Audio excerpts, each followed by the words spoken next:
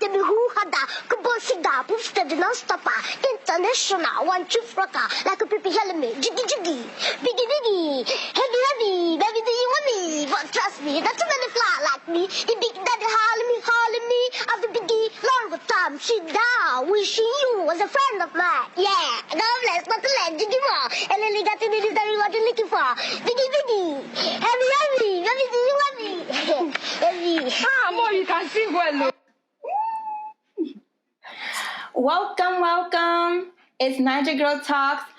Today we are discussing a very interesting topic. I just feel like, I can't really talk about it by myself. I need my guest. And today I have... Hello, everybody. My name is Yetti, a.k.a. Weave Geek the Jesus Freak. Hey, y'all. I am Ope, a.k.a. Miss OPZ. All right, hi everybody. My name is Nicole, and since everybody is doing AKA, me too. I'll do AKA Nicole J. people. But today's topic is you've gained weight. And today we're discussing body shaming and body issues in the Nigerian community and how, African culture sometimes makes somebody feel insecure about their body weight. Can you guys share anything that you've experienced in the Nigerian community? I know a lot of our parents, if we lose weight, if we gain weight, they're the first people to point it out. If you come back from college and you gained a pound or you lose a pound, they're at the door choking you like, you've gained weight, you lost weight, you're not eating. And I know we all have stories from childhood even to now. Like I was telling my coworkers, my mom was going on me. What? Yeah, she was going on my stomach a couple months. Yes. What? And they're like, your mom's crazy. I'm like, yes. Your mother will have a lot to say about that. Oh, no, Yeah. you told me about that. Okay. Yeah, so they was like, wait, what? And if I'm getting it, I know other people are getting it. Yeah. I'm a stick. So can we go around and share some stories that we may have about, our parents, our aunts, our uncles, our siblings, pointing out our weight? It's funny that you said aunts because, my parents, I come from a big family. So I'm the youngest of 5 girls. And, of course, in the house of all girls, you talk about body issues a lot because it's all girls, all women. But I didn't really get it mainly from my family, from my parents, from my sisters. I love my aunt, so I don't want to go on her or bash her, but one of my aunts, she literally called me Fatty Bum Bum probably for the first 18 years of my life. Oh, that was my nickname. Yeah. I think that's a thing. Fatty Bum Bum. Because you're fat, No, because I'm just robust. I'm just big. I've never heard this nickname before. Really? Because you're small. Yeah, that was my nickname too. My aunt called me Fatty Bum Bum. I didn't have a name. That was my name. It wasn't Aqua, it was Fatty Bum Bum. Every time I saw her, oh, Fatty Bum Bum, I'm just like, hi, auntie. And it was funny to her, but... my nickname was Doo Doo Yummy. So. What? That's so mean. Oh my goodness, yeah, see, but not African. But it wasn't I think they stopped after a while, but yeah. Nah, Black and Shine. My aunt didn't stop, and I even, post weight loss, she still, Really? She doesn't call me that anymore, probably in the last 5 years, but I think that's because of my age. Not really because of the size. But I think now she knows that I'm an adult, so, I can give it to her like she gives it to me. Well, definitely. But she used to call me Fatty Bum Bum, and it wasn't a thing that, that's not funny. Yeah. It was funny to her, but it was extremely hurtful. But I don't think African parents know that we Americans have feelings. They have feelings too. They just fake like they don't. Yeah. But or they're not trained to acknowledge. Yeah, exactly. Every feeling reverts to anger. Everything becomes anger. If you hurt their feelings, it's not, oh my goodness, you just hurt my feelings. It's anger. It's screaming. It's working. It's yelling. Yeah. My experience, I definitely know that my parents said stuff, but I was talking to somebody recently about how I noticed that for a long time I allowed people that I didn't really care too much about speak into my life. So one experience that I can remember was, it was like a Thanksgiving or some type of get together in my house. And we had uncles and aunties there and all this stuff. And everyone was leaving. And this uncle now is talking to me. Till this day, I don't know his name. If I were to see him on the street, I wouldn't be able to like recognize him. I do not know this man at all. And he comes to me. He was like, "Yeah, do you know your size?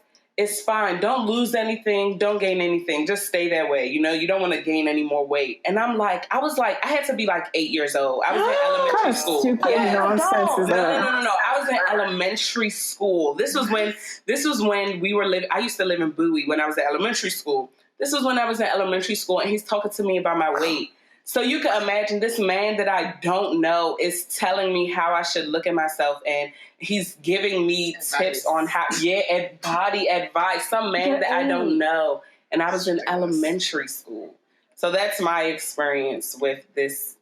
And I mean, Nigerians just have a way of oversharing, like giving advice that's not asked for, like giving opinions that are not warranted at all. So this uncle, who you don't know, who you still don't know, all these years later, tell an 8-year-old not to gain weight. Yeah, does that make sense? It doesn't. That makes no sense. And I really believe in his mind he thought he was helping me out. Yeah, he did. I'm sure he did. He probably went to sleep smiling that night, like I did a good thing. Lord. So I feel like I have so many instances, and I don't even know like where to start from.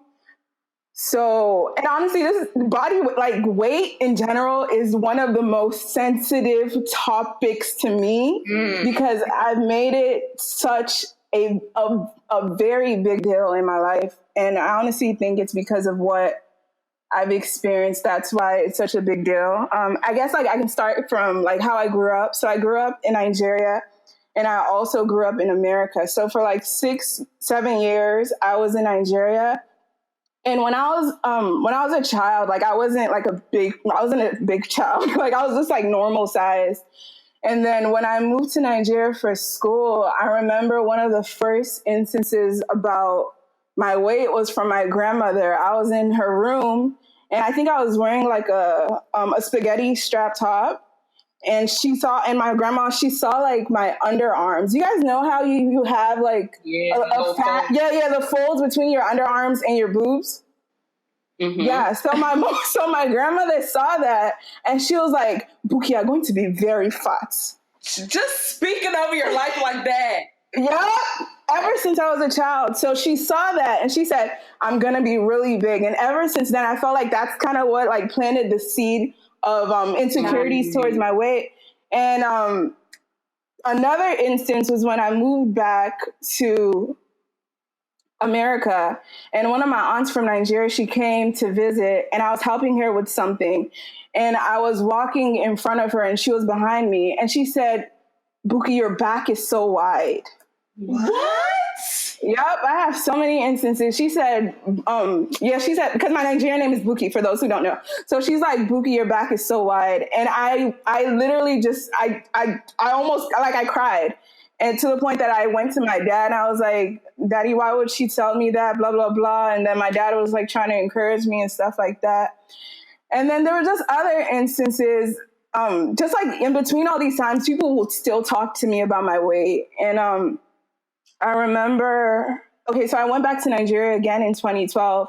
And I think this was one of the worst insults I've ever gotten concerning my weight. So I went to that same aunt's house, and she invited one of my uncles over. And he's not like my blood uncle. He's just like one of the people we say uncle to. We call uncle. Yeah. So we're sitting at the dinner table eating. And he told me that my body was built like a bulldozer. What is that? Can you imagine? Very demonic, right? Yeah, that's a spirit with a lower. Very demonic. Yeah. So he told me that. It's so dumb. It sounds like you would want to laugh because it doesn't even make sense. It doesn't. But it's like these uncles are coming. They don't even know you. They don't know you, and they're telling you how they're giving you advice about your body, like. They're no longer seeing like a little niece or a little cousin, but they're like seeing you as a sexual object. Girl, that's a different topic. A whole different topic. Different topic. But you're right though. You're right. It's like you're 8 years old. And then this is 2013, you said? 2012. Yo. Yeah, and I have other instances similar to that, but yeah, that's basically been my experience. Uncles and aunts, just like what Akwa said at the beginning, oversharing, like just talking when they don't need to talk, and they think what they're saying is helpful, but it's really just like a assignment of the enemy to destroy you or to discourage you. Yeah, absolutely. Yeah, absolutely. And I don't even think they know like the impact of, I mean, as humans, right? I don't think humans really know the impacts of words in general. But specifically in the Nigerian culture, our culture, the African culture, even the Black culture, to be honest, I don't think they understand how heavy words can be. Mm-hmm. So when you call someone fatty bum bum for 18 years of her life, when you don't understand that those words will continue to ring in her ears. And when she sees you. And when she sees herself. Mm-hmm. When I looked at myself in the mirror, that's what I heard. Mm-hmm. Because that's what I was told every time I saw that aunt. Mm-hmm. Yeah. And then it was like, I don't even want to see that aunt. So then you start creating like this weird strange relationship. Or when someone tells you in Nigeria that your body is built like a bulldozer, what is who says that? What does that even mean? I don't get it.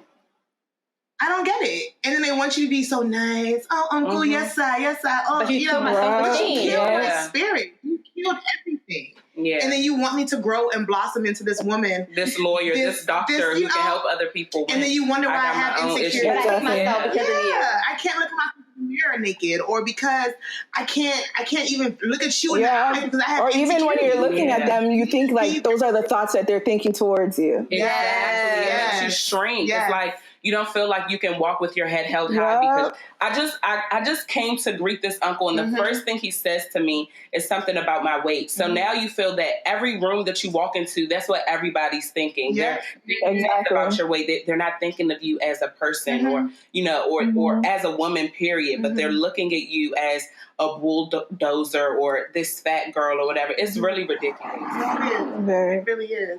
It's really unfortunate. Mm-hmm. It's really, really unfortunate. So how do y'all like cope with these things, or how do y'all like prevail? Like when you hear stuff like this, people that are close to you, how do you move forward without letting it kill your spirit, your self-esteem? I think that honestly is like something that I'm even trying to learn now, and I'm a 25-year-old woman, like trying to learn that now. That because when you've seen yourself a certain way. This was something I was talking to somebody about recently. I keep saying that. This somebody because we be talking, but like when somebody says something to you, even when you're in school, say it wasn't an uncle or auntie, but say it was when you're in school, you're getting bullied by 6-year-olds. Your fellow kindergartners. They're saying these things to you. When you hear that as a 6-year-old, as a 5-year-old, as an 8-year-old. You're not thinking, oh, this is something that a 6-year-old said, so let me like grow past it. This is a scar that stays with you from when you're 6, 7, 8, 9, all the way up until you're 25 and 30 and 40 years old. And so I think like right now what I'm doing is I'm in the process of like really like hearing the things that I actually say to myself. This was something that was unfolded in my quiet time today, actually. But I realized something that the Lord showed me was that I'm mean to myself. Yeah. And so it's like this abusive relationship because there's one part of you that's mean to another part of you that really wants to flourish and really wants to prosper. And so this part of you that wants to prosper is shrinking, yet you still get her cue and you still beat your face and do your hair and you go out and you smile. But when you come home, you're mean to yourself. It's like an abusive relationship. You know what I mean? And it's like now I'm like, no, I have to like reconcile with myself. Like, and I don't even know what that looks like. But when the Lord said it to me today, I was like, I don't think I'm ready to do that. Like, it just sounded scary. Like, imagine having a meeting with somebody who's offended you for years. That's like something you have to come to terms with, like actually saying you'll do. So now I'm like, okay, I actually have to come to terms with forgiving myself and then apologizing to myself and like loving on myself. It's something that I don't think you just say, okay, I'm going to cope with, or you kind of like deal with immediately. You think you're coping with it, but on the inside you're really like hurting, like it's actually doing damage, and you may not realize it until later. Yeah, I mean, I think I agree with everything she said. Just to piggyback, I think for me, I had to, two things. I had to realize that those things that those people were saying to me, and it's funny, we were talking about uncles and aunts, and it's just like these are our family members that are speaking so negatively towards us. But I had to realize that the things that they were saying were lies. I know a lot of times we hear it and we internalize it as the truth, so we continue to replay that truth in our head. But I had to realize that was a lie, and I was not. The only thing that someone saw when they see me is not my weight, whether I'm 600 pounds or whether I'm 200 pounds. Like, you don't just look at me and notice weight first. I had to realize that was a lie, number one.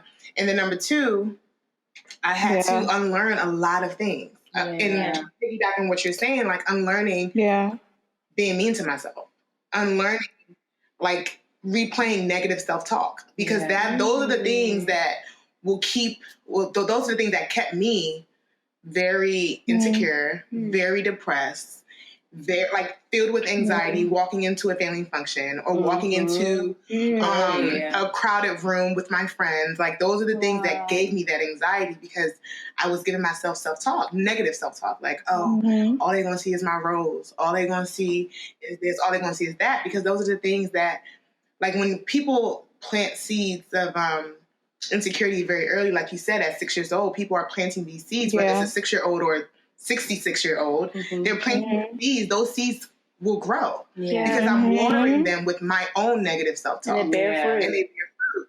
And then you turn into a 25, 27, 28-year-old woman, and you're wondering why you can't even leave your house. Or you can't, like, put on a dress and feel pretty. I had to learn those two things.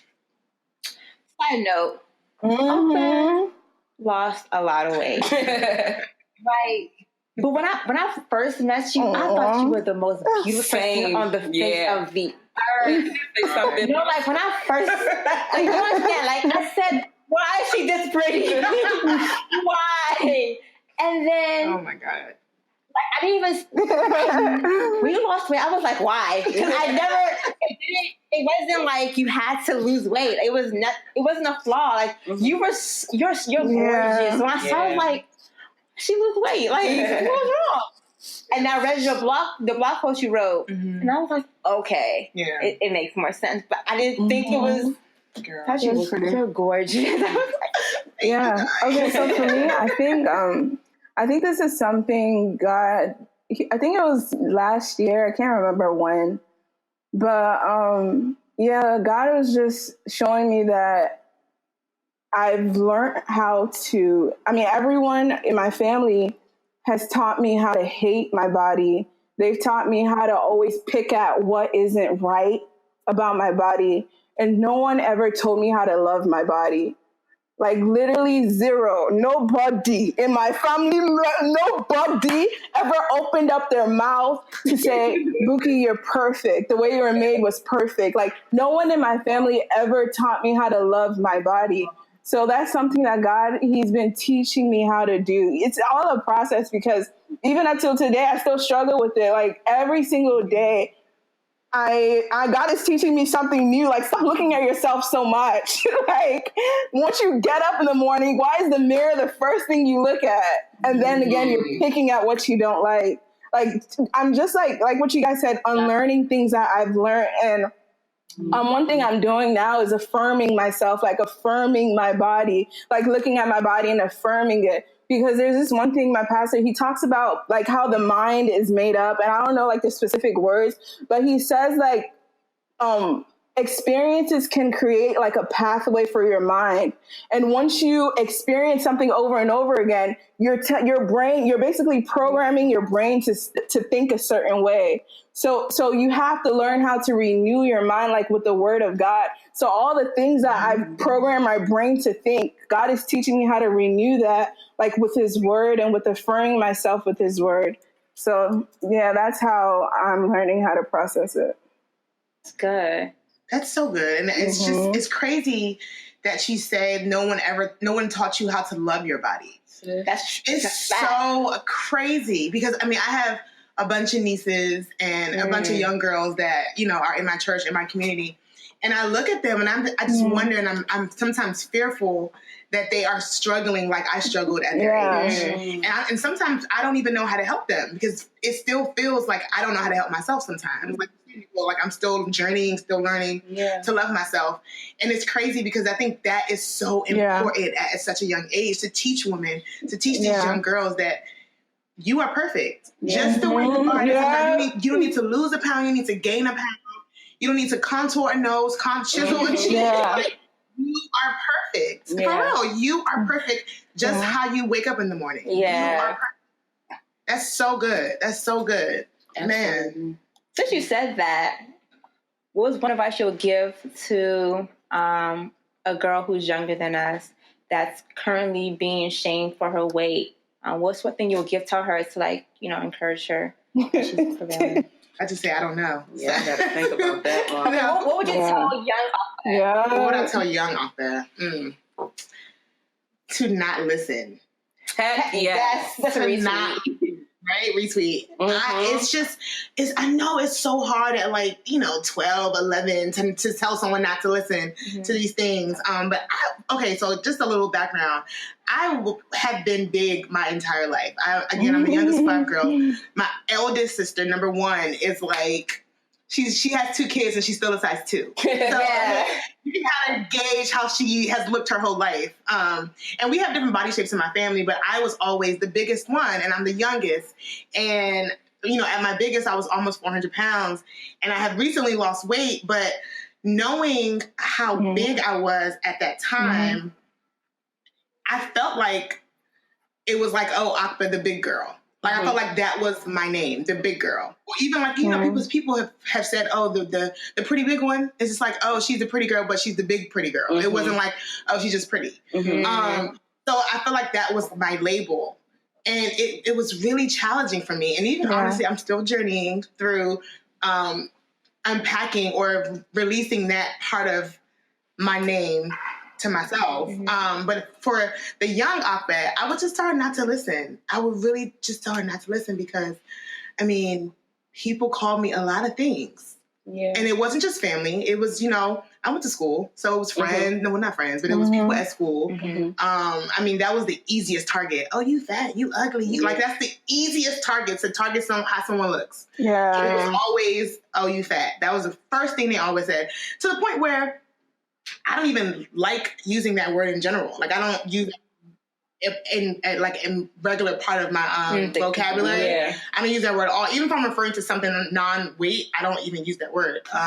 It's just, I would tell the young Ope not to listen.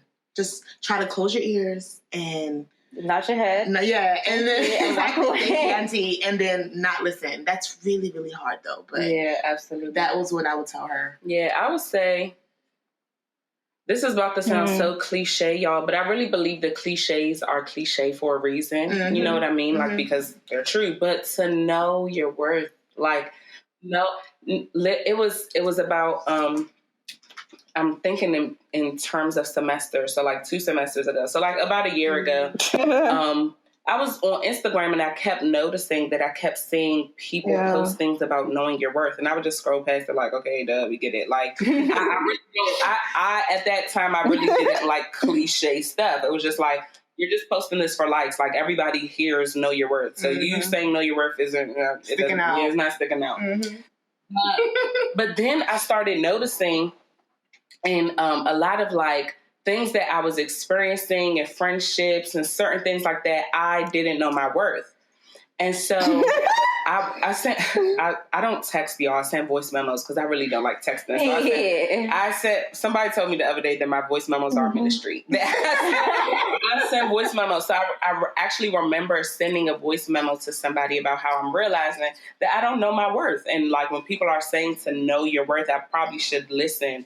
And something regarding my weight that I dealt with when I was younger was I was accepting these trash relationships from these guys. I was never actually in a relationship where we call each other boyfriend, girlfriend, at least not a serious one, because a lot of them were hidden because of my weight. Same. Girl. Same. A lot of them were hidden because of my weight. Yeah.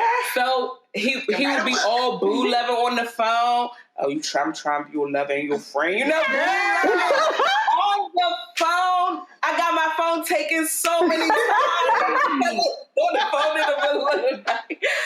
But then when we saw each other in person, it was like, oh, what's up? Dapping me up in person. Dapping me up, girl. But you was just wrapping me up last night. And it actually got to a point where a lot of these guys would then have girlfriends. Would like get girlfriends. And I'm just like, wait, what's happening? And that was a really big hit to my self-esteem. But to try to build myself up, I felt like I was doing something because it's like, well, he's with her, but he still be on the phone with me. No, wait, no, Yetti, that's not how it goes. You know what I mean? But didn't know my worth. It was like, oh, I'm big, but he still talked to me. You know what I mean? And it was like, because these lies were planted in my head that, like Ope said, like, you're a big girl. It's like, okay, so we should really be getting the lowest of the low. We should really just take what we can get, or you should even be happy that somebody likes you. So when someone would like me, it was like, okay, I'm not going to like walk away from him because he has a girlfriend now. I got to take what I can get. You know what I mean? But no, that is not knowing your worth at all. And something I would tell the young me was to know my worth. And that also, I believe, like goes hand in hand with not listening. If you know your worth, if somebody now tells you that you're worth $1 and you know you a whole Big Mac, like I'm not on the dollar menu. Like, I'm a meal with fries and a drink. What you mean? So I know. What do you mean I'm worth $1? No, that's a lie. So I feel like once you know, like, and not just knowing because people tell you to know, or knowing because that's like you have to walk confident, and you kind of trying to fake it. Like when you know from the depths of your soul how much you're worth, you won't take foolishness. So yeah, sure. So I don't even know how to phrase it, but one thing I would tell my younger self is, I don't know, let me just say it. I would say that you're strong and they're weak. Because a lot of times I feel like people project their insecurities on other people based off of what they're saying. Yeah. So let's say someone would come at you and tell you, oh, I think your arms are really too fat. No, the reason why they're telling you your arms are fat is because they think their arms are fat. Yeah. And they've been dealing with that insecurity their whole life, and they don't know how to handle it. So they're going to look at their insecurity in someone else and try and project that on that person. Yeah. So I feel like I would tell my younger self, like what I said at the beginning, they're all lies, because a lot of times those statements are their insecurities that they're dealing with. That's so real. And I am stronger than what I thought, because a lot of times when people would tell me those things, I would just go into my room and cry and blah, blah, blah, and blah, blah, blah. No, because I know who God is, I am stronger than that. Even though it might still hurt, even though I might feel weak at that moment, I am stronger than that, because God is with me in that moment where I feel weak, and He is my strength. So therefore, I am stronger than that.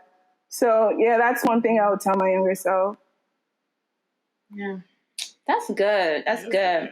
Because even before you mentioned, I was even thinking, like, a lot of these aunties are not, they're not recognize at all. They definitely at all, by any means. So when they come to people and they give advice, it's like, do you not see yourself? And why would you now? But that's the thing. They do see themselves. Yeah, exactly. Yeah.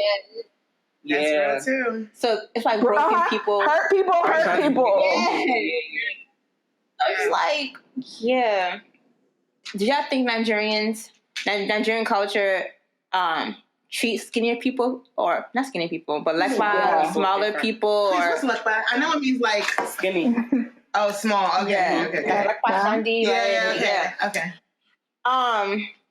Do people who are smaller get treated different, or are they viewed different? What's your take on that? I mean, I think it depends, right? I think Nigerians are confused. There you go. That's worth people. That's what it is. They're never pleased. They're confused because one thing, like you'll see I have friends that are smaller, and I hear aunties comment on their bodies like, "Oh, she's too thin. She needs to eat more." She needs to eat. Yeah, exactly. But then you have someone. I have my own experiences when I was bigger, and even now, when people are like, "Oh, slow down," like So what's okay? Yeah. They're confused. They're never pleased. They're never pleased. They're always always confused. And even, have y'all heard that rumor, like, when you big in Nigeria, it means you're rich? Yeah. Yeah. Mm-hmm. Right. Actually, on the food. When I went to Nigeria, I was hearing that a lot because I would see like bigger people and they're like, oh, that means she's wealthy. She has so much money. But then they would still talk about her like, oh, but she's rich, but she's single.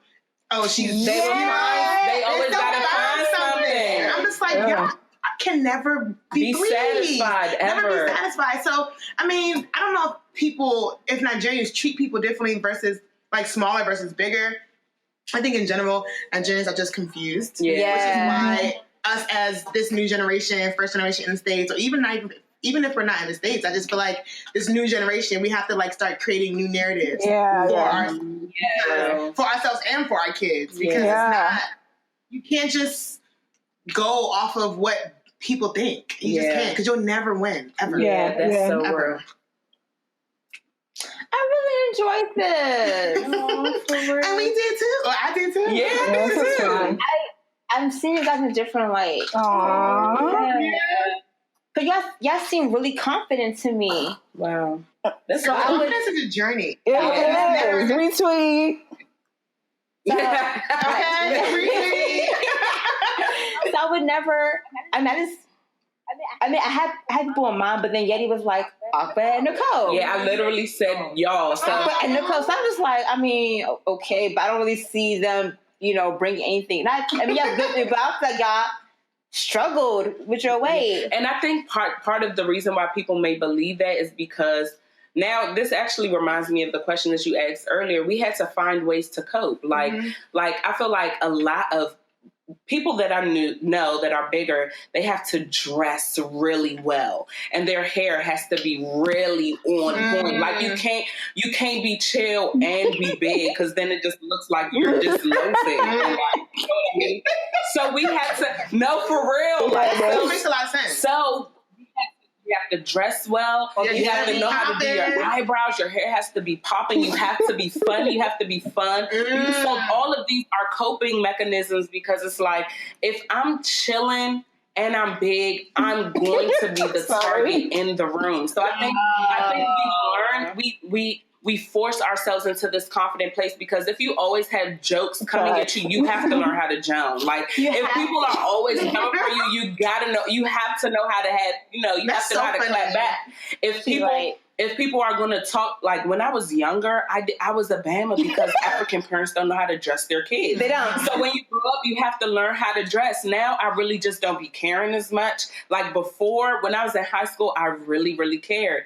Now it's like, it doesn't really matter as much, because I guess it's a journey of confidence. I don't have to rely on my clothes and blazers and I don't have to rely on that, because my worth is more than that, and my confidence doesn't come from my outward appearance and my clothes. This is literally learning. Like, as I'm saying this is something that I'm tell myself again tomorrow when I wake up and I'm not feeling as cute. You know what I mean? So it's a journey. Absolutely, like Ope said, it's a journey, because we've learned how to do things so much in order to feel like we're okay. And so now we have to be honest with ourselves and say, no, you weren't really okay. Or you don't really feel confident. Like you're happy and you're loud when you walk in the room and those types of things. But like, are you happy when you're at home? Like, are you loud when you're at home, or are you shrinking back? Like those types of things. So yeah, girl, like you'll find a lot of people who aren't happy, but on the outside they look like it. Like on the outside they look like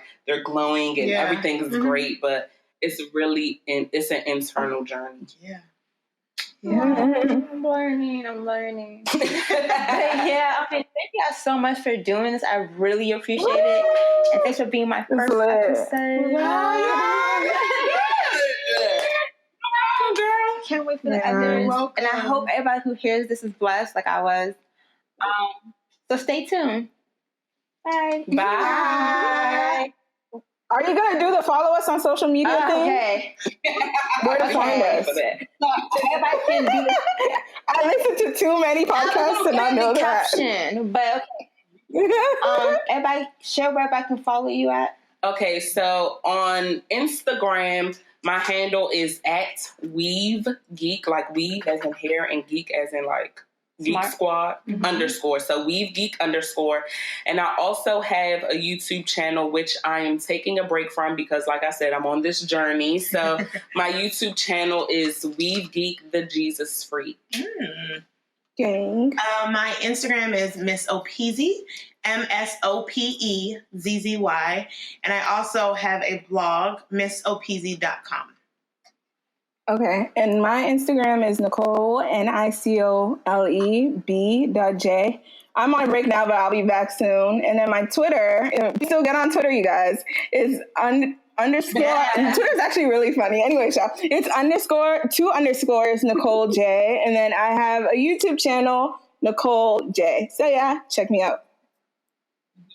Girl. And I'm Olamide. You can follow me at Urban Disciple. But you can definitely follow our Instagram page, which is Naija Girl Talk. You better remember. I was about to say NGT podcast. I'm like, wait, that's our email. But yeah, stay tuned for more content. Bye-bye. Bye. Later.